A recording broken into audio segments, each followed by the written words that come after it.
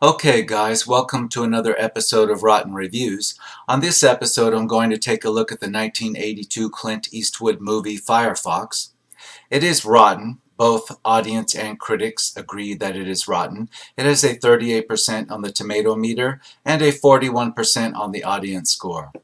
I can say personally that I think this movie does overall deserve to be rotten. It has aged very badly. In particular, the CGI has aged very badly. And, back in the day when I was a teenager and I first saw this upon its home video release, I enjoyed it, but then again, I was 12 years old, going on 13. I think everybody else I knew pretty much enjoyed it, including most of the adults I knew. They got something enjoyable out of this.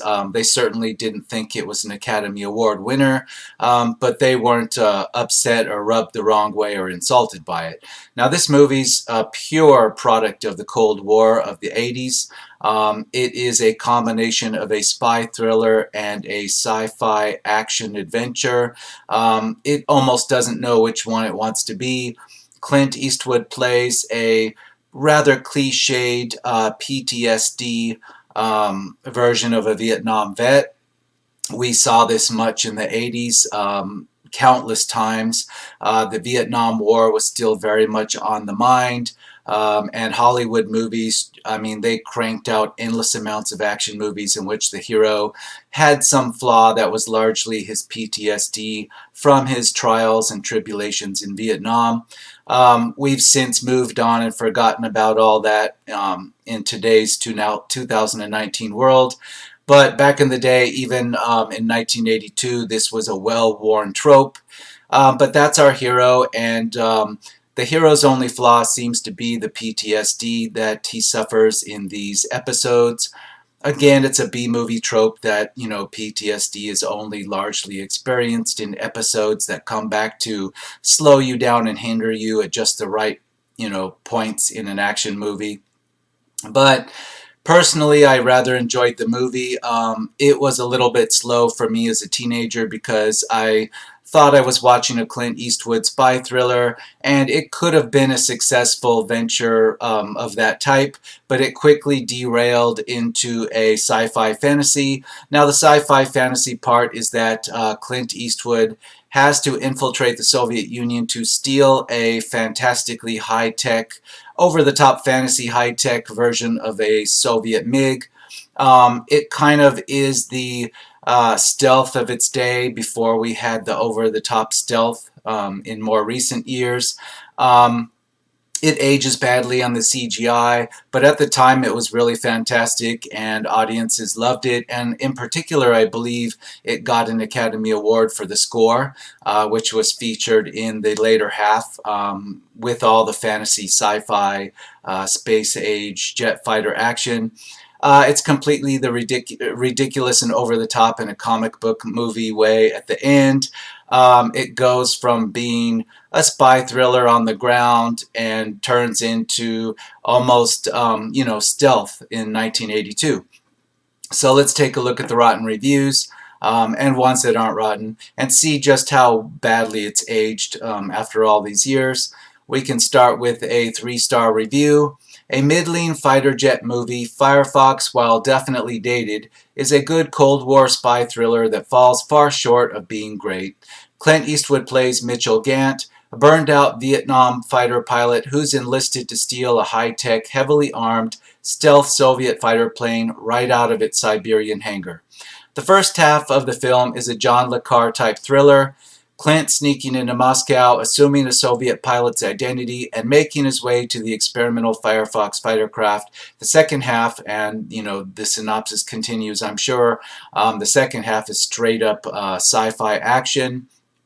We have jets that are hypersonic or beyond in nature, are stealth, invisible to radar, have unlimited fuel, have mind control technology in which the pilot can just think what he wants the plane to do and it will fire its weapons and etc.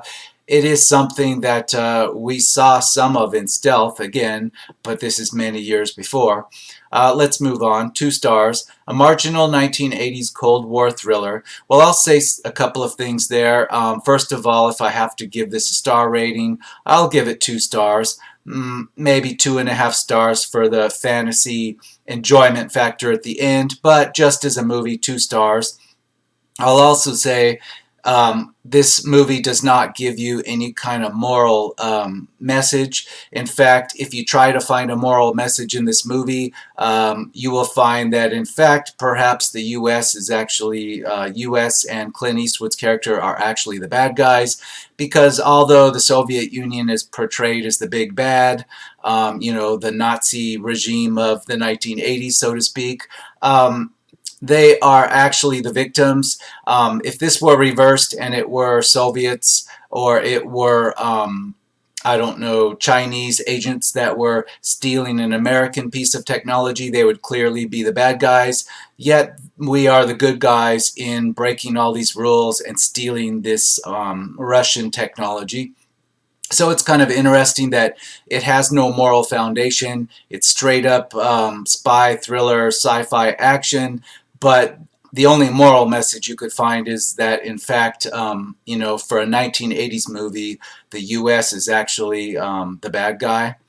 But it was still completely enjoyable, and as a teenager, I didn't see that. I just saw that, well, the Soviet Union, they're bad guys just by being the Soviet Union, so it's all right to go in there and just make sure they don't get the one-up on us in technology-wise. Otherwise, yeah, it doesn't make a lot of sense. We're the bad guys. 3.5 stars. Mary enjoyed it after she woke up. Start was a little slow, so that reviewer's probably saying his wife fell asleep watching it. I wouldn't blame her. As a kid, I knew where the movie was going, so I was willing to sit through this kind of cliched spy thriller part of it at the beginning. Again, the real message is just that, the Soviet agents are the bad guys, no matter what, and we can do whatever we want to them in pursuit of our USA goals. It's a little bit comic-y in that. 3 stars. So we all know Clint for his westerns, but you should also know him for his political thrillers. Firefox was one of his first political thrillers in the midst of some tough cop crime action flicks and stupid crap involving an orangutan. I'll give it that. At the time, Clint Eastwood was known for Any Which Way But Loose. He was known for Dirty Harry movies and derivatives of that, and certainly for his westerns, the cheesy ones in particular, The Outlaw Josie Wales. This was a new thing. I mean, as a teenager seeing this, people my age hadn't seen Clint Eastwood in quite this role. Of course, we loved it because of the stealth fighters at the end, being 12 and 13. But let's continue. Naturally, it was based on a novel of the same name, which I've never heard of or read, so I am unable to compare the two. The plot, put simply, Major Mitchell Gant is a non-veteran who can fly anything and can also speak Russian thanks to his mother. And I'll continue the synopsis. The pilot, he can speak Russian because his mom was Russian. For some reason, he's the best pilot in the world. Now, the movie never really tells us why that is. It doesn't give us flashbacks of showing him as the best pilot in the world. It simply says he is. And the only thing it tells us about his past is that, something in Vietnam caused him to have PTSD breakdowns or flashbacks periodically when it's convenient for the plot. 2.5 stars. I have fond memories of watching this on a rainy Saturday afternoon, a perfectly average 80s Cold War thriller. This is fun for the last hour and 20 minutes, and the eventual showdown between the pilots even has some overtones of Star Wars, which must be rare for Clint. Yeah, it was. There are many issues with this movie, the biggest being the pacing. You could fast forward through the first hour as it is pointlessly slow. The Cold War spy film they were hoping for never materialized. I'll largely agree with that. If this was just a straight up spy thriller, it was, too slow in the beginning. It needed more to spice it up. It had cardboard villain type bad guy agents. There wasn't a lot going on there. Again, I enjoyed this as a kid because it quickly went into sci-fi fantasy. And as an adult, I would think that this would be just a forgettable kind of quirky thing for them. Nothing offensive, nothing memorable, except for the soundtrack. The soundtrack was memorable. 4 stars. Yes, it's boring for the first hour, but it's a masterful thriller, especially with the scene the Clint Eastwood walks up to the trip during the fire alarm. My only real complaint, other than the boringness of the movie in the first hour, is that the ending could have been better in terms of showing what happens after he blows up the Russian jet. I think they're trying to say boring, and maybe they have spell corrector fighting them on this one. Um, yeah, from the point that Clint Eastwood steals the stealth fighter jet from the hangar, everything's fantastic action movie after that. Before that, it's very drawn out. The basic gist of it is that he's posing as a businessman to get into Moscow, and there is like a resistance movement, so to speak, that's helping him, that are comprised of, I guess, persecuted Jews, some of which are actually employed as scientists on the stealth fighter project to get him into it, to get him fake credentials, smuggle him into the facility, etc. It's kind of slow. It could have been something, but this movie was already 2 hours long, so I'm surprised they could shoehorn these two things together and somehow make it passable to audiences, which at the time I would consider this passable because I never heard anybody badmouth this in the 1980s. I'm just simply stating that this is rotten by today's standards. It certainly is. 3 stars. No, this isn't a film about the internet browser, and neither is it the strongest effort from Clint Eastwood, who stars and directs this sci-fi thriller, but he, along with the rest of the cast, are decent enough. The action is mostly solid. The score is okay. The plot mixes in espionage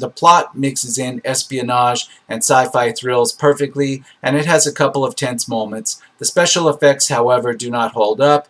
It is a bit too long, and it doesn't have the most satisfying script and conclusion. Well, I'll bring up something that sits a little wrong with me now that I'm an adult and I can think a bit more of the logic in the plot. And it didn't occur to me as a teenager. Now, Clint Eastwood sneaks into this military facility, and he's supposed to be stealing a prototype, um, in which it's clearly stated to him by U.S. intelligence at the beginning of the film that they are really afraid that the Russians might put this fighter jet into production, and it would change the balance of, the balance of power in the world. It probably would, as portrayed in the movie. The only problem with this is in the later half of the movie, he steals the prototype and then is surprised to find that they've sent yet a second prototype after him, which appears to be not like an earlier flawed prototype, but a straight up production copy of the one he stole. So it doesn't really make logical sense. If the Russians were able to build a second one of these already, a perfect copy to send after him, well, they've already obviously got it into, production, so it doesn't make a lot of logical sense. In the sense of the movie logic, they might as well have had 30 of these squirreled away somewhere, and Clint Eastwood was already way too late stealing this thing because it wasn't, in fact, a prototype. This was a production plane already, by definition. So the logic breaks down now, but of course, seeing this as a teenager, this went right over my head. Continuing on, 3 stars. It never falls into a pragmatic theme, but in the perspective of technical aspect, brilliant, highly entertaining. Yeah, it's highly entertaining. You saw like the concept that we saw in Stealth, but you saw it done in the 80s a little bit differently. It was brilliant for its time. It was new. It was fresh. I thoroughly enjoyed it. 3 stars. Fairly good movie about an American pilot who is asked by the government to steal a high-tech plane from the Russians. Unless you like slow-moving stories involving espionage, you won't like this movie. There isn't any action at all except for the final 15 minutes, but that's all in the air. Good, but not great. I'll largely agree with this. It's not just the last 15 minutes, but I think if they had moved it on, if they had moved Clint Eastwood's character Mitchell Gant, if they had moved him into stealing the plane a lot sooner in the movie, I don't think it would have been better because it would have been, an even harder time to believe how he got that far, how he infiltrated, how he got into the country to begin with. as an American pilot, supposedly the best pilot in the world. And that's another plot point that's bad anyway, because if we assume that Mitchell Gant is the most famous, best um, jet pilot in the world. Obviously, the Russians would have been able to spot this sooner. They would have seen him coming into the country. But in the movie, there's part of the plot where it's believable, sort of, that he sneaks in as a businessman with a disguise. But, in today's world, this wouldn't fly. 3 stars. Clint Eastwood in a Cold War drama, U.S. Top Gun against the Soviet Air Force, special effects a bit flaky. Yeah, the special effects, the CGI aged badly, but in its day, in the 80s, this was good. This was high production. As improbable and implausible, the fantasy elements being not believable, the two jets fighting each other. As far as the visual effect of it, it was fantastic and it came across as completely believable. But today, it just sticks out like a sore thumb, those CGI effects. And I would imagine, having not seen this in high definition, if this is available on Blu-ray, it's probably going to look really bad in the effects department. I haven't even seen this on DVD. I've only seen it on VHS. I've seen it run on cable back in the day. But I would imagine it looks really bad CGI-wise on any kind of high definition, even 720p. So, yeah, that's probably what people are going to say on these reviews. 4 stars. Was always my favorite Clint Eastwood movie, and he directed it. It's definitely not a favorite. It's one of the rare ones where Clint Eastwood's involved in something that could be considered sci-fi fantasy, but nowhere near his best performance. He was just playing any old version of himself. I wouldn't say he was phoning it in, but there was nothing special about his performance at all. I mean, really nothing. 3.5 stars. Good Cold War movie, but the Russian MiG he had to steal was the star attraction. I loved that plane. Oh yeah, back in the day, that plane was the star attraction. As fantastical as it was, just the concept of it, and the concept that a plane could do that even back then, it was fantastic. You could kind of see how it could be done. It didn't say it was an invisible plane. It was simply a stealth plane. The only thing that was totally radically unbelievable was the fuel performance. Stealth suffered from that too. The distances involved in the flight, the maneuverability and the speed. These things were wildly exaggerated, and they were exaggerated even more comically in the movie Stealth. That's why I keep referring back to that. Otherwise, it was believable. 4 stars. American spy steals Russian jet. That's all I got to say about this kick-ass flick. I don't mind remakes because they introduce older stories to a younger audience. When are we going to remake some Clint classics? Well, if you wanted this movie remade, we got that in Stealth, and it was a pretty big bomb. I don't think you're going to see something like this done better, because in the modern world, we nitpick so much stuff so much more quickly. I don't care how good the CGI is. It quickly becomes comic book material when you suggest that a plane has capabilities that are so far beyond anything we have. You're in the realm of Star Wars, literally. You're in sci-fi realm. It's very difficult to bring that into a real-world setting without derailing the whole thing into another genre. I don't think this can be done effectively. I think what we get in Firefox is the closest to success that you're going to see along those lines of not just derailing the whole thing into a sci-fi genre.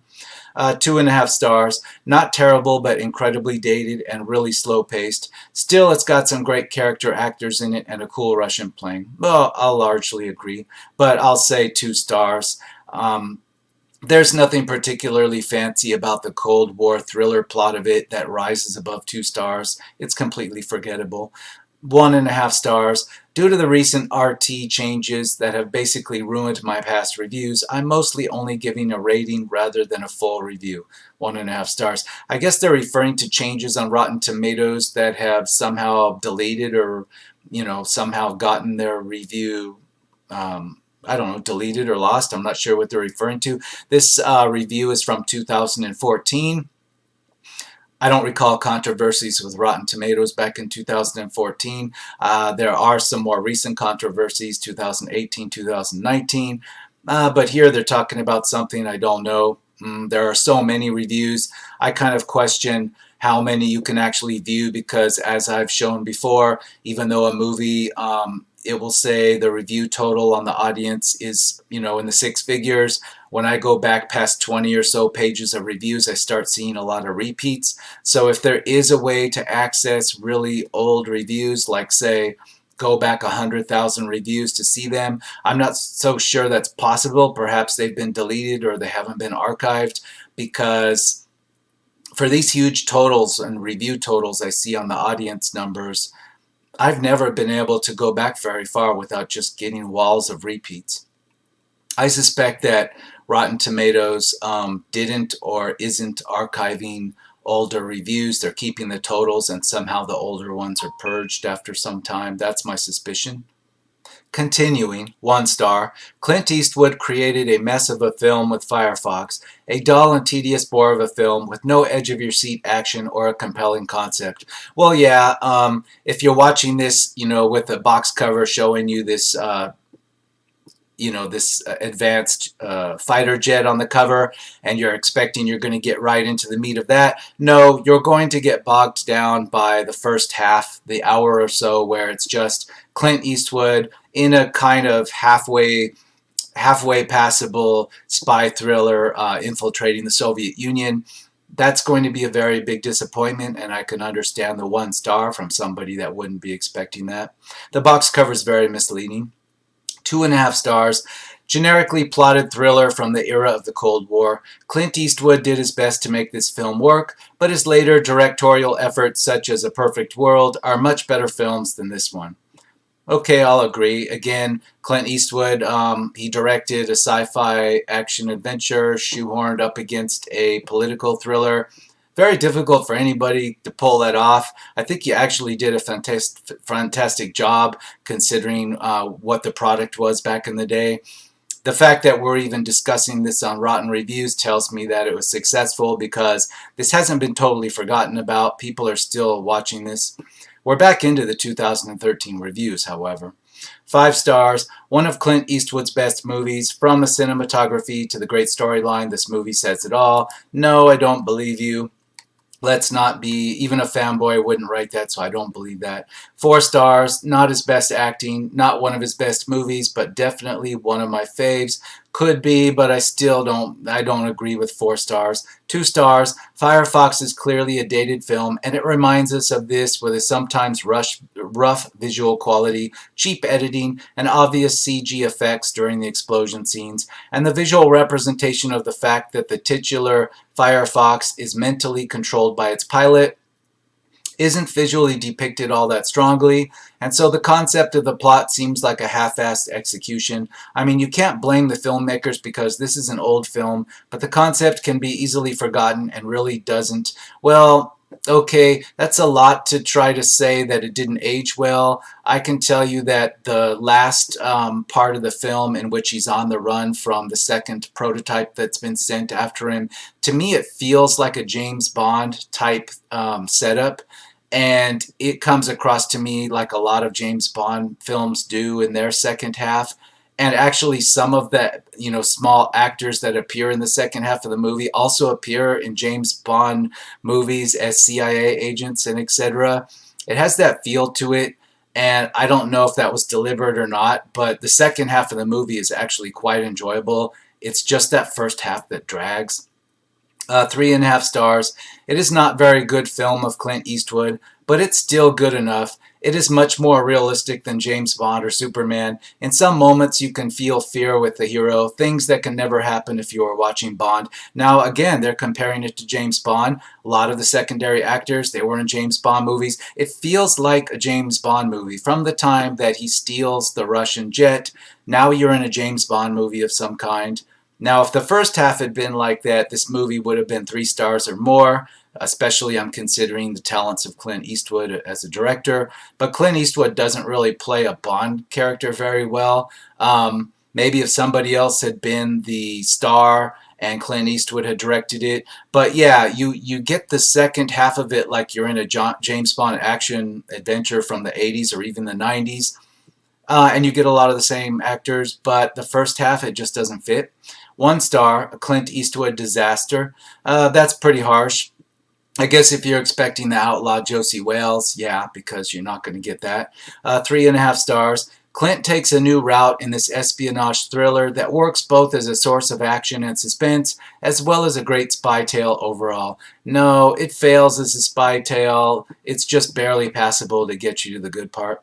5 stars. I knew Clint Eastwood was in Firefox, though I cannot remember the stars in the movie. How the MiG-25 is Foxbat and the plane in the movie is Firefox is intriguing. The most apparently beautiful plane, but what a plane should not be in design. The plane is supposed to be a high fast flyer, but with the resistance to atmosphere due to the nose being flat and big that it took off is a great feat, if at all. Yeah, they're saying the plane design's not realistic. Yeah, I'll agree. It's designed to look cool.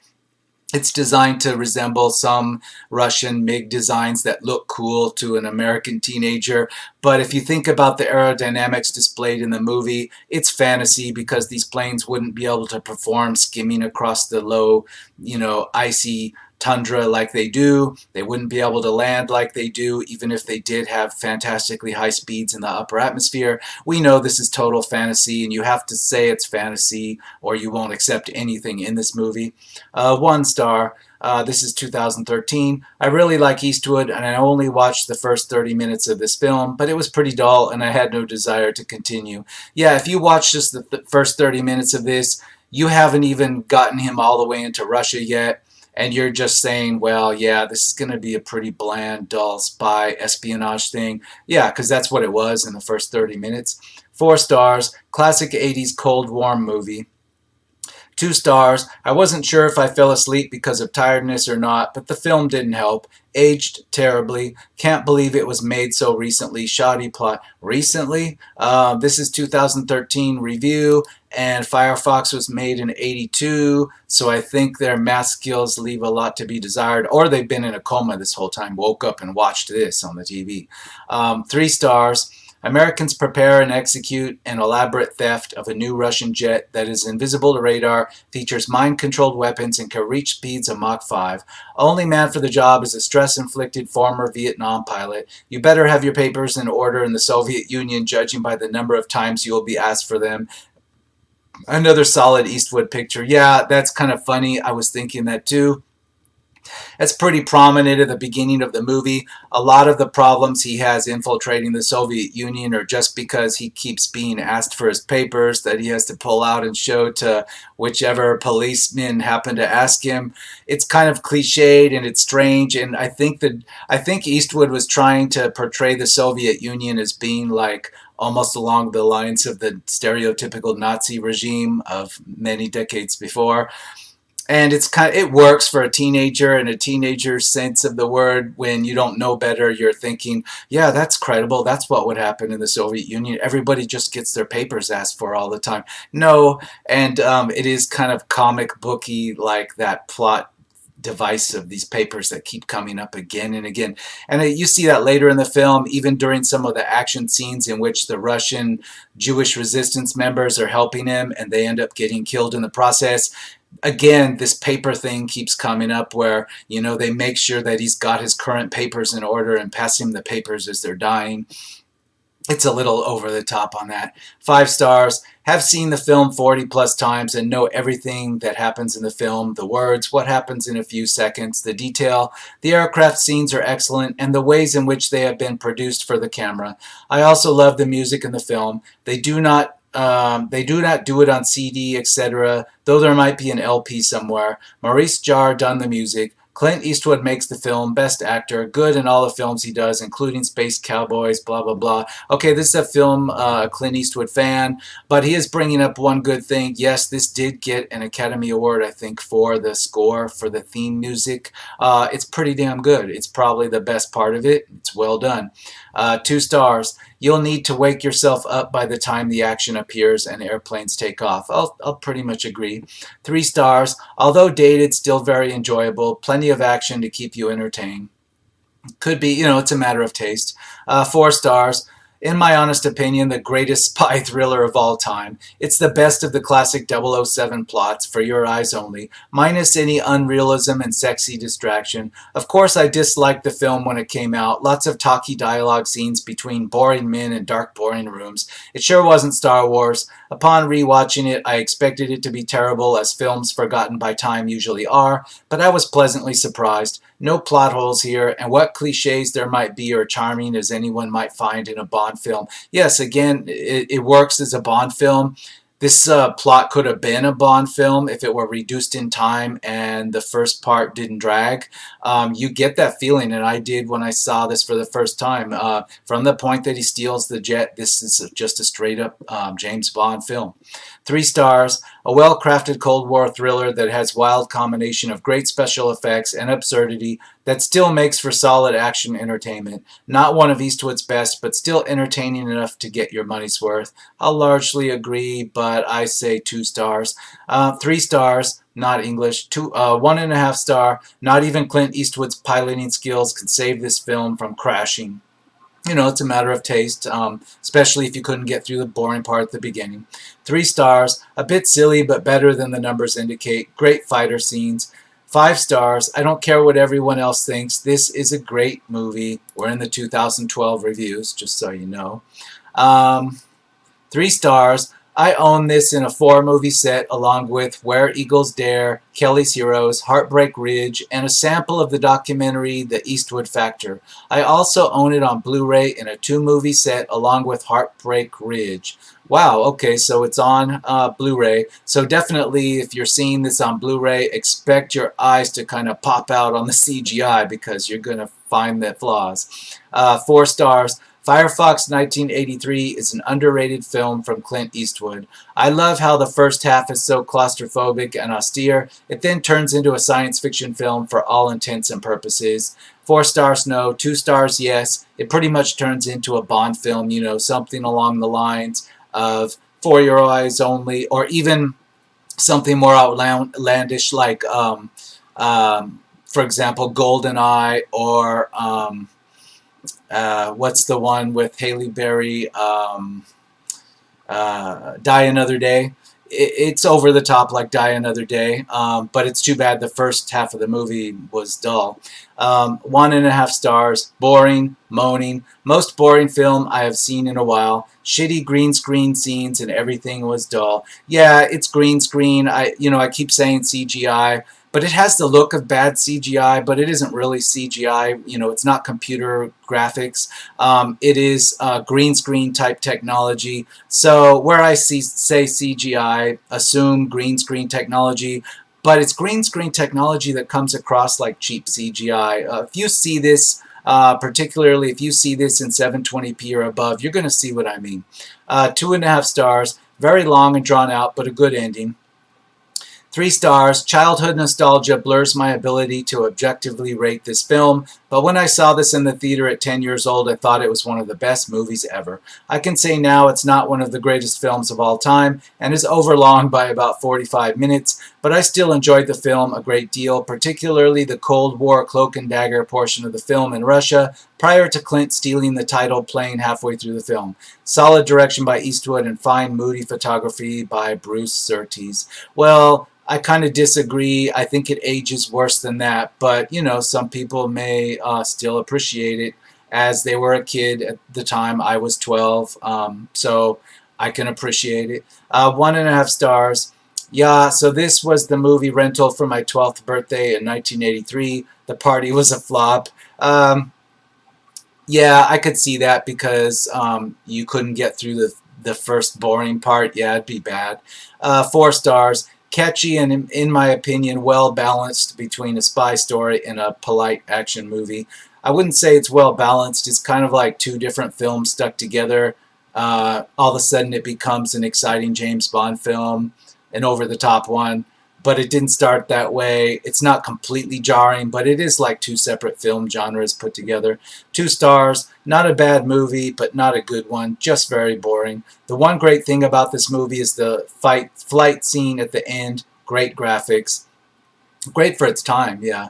3.5 stars. I saw this film first run way back in the day in a drive-in theater in Southern California. Seeing it 30 years later wasn't that bad. Eastwood does a fine job and there's a good supporting cast. Takes a while to get going, yeah. The special effects were good considering this is one of the last films before the CG effects era began. 2 stars. Firefox, sadly, is a Clint Eastwood film that features a great story but isn't pulled off very well. Eastwood, who also directs, is an ex-Army pilot who is recruited okay. But in saying that this film is still very watchable, we all know the 80s weren't good for Clint Eastwood, and sadly, this is one of the bad ones, but it's still worth a watch. I'll largely agree with that and the 2 stars, and I'm going to call that here. We're not going to learn a lot new. We don't have a whole lot of new reviews on this, as people have largely forgotten about this movie. This is worth watching just to see how it went in the second half. You can kind of compare it to Stealth and see how they go both over the top with this idea, whereas this one gives you the feel of a James Bond movie. It just doesn't have that in the first half. I'm going to say it's worth watching once. Don't expect to be blown away. I don't know. I can't say it deserves less than what it's got. I'd say the 41% audience score Rotten is fair. I don't think you're going to see this one change anytime in the near or far future. It's going to stay at this number level, and it's at the right spot. And I will see you again on the next episode of Rotten Reviews.